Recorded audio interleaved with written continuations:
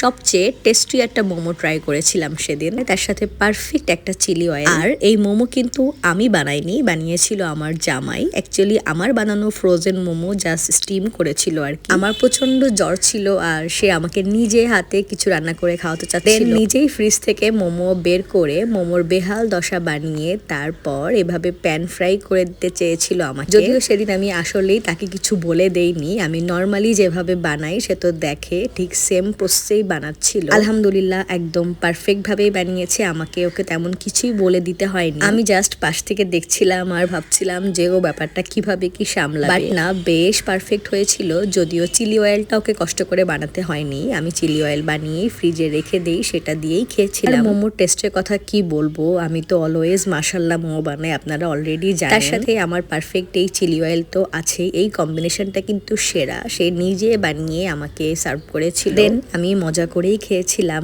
আর আমার এই পারফেক্ট মোমো আর চিলি অয়েলের রেসিপি তো অলরেডি আমার পেজে আপলোড দেওয়া আছে, দেখে নিয়েন প্লিজ। Thank you.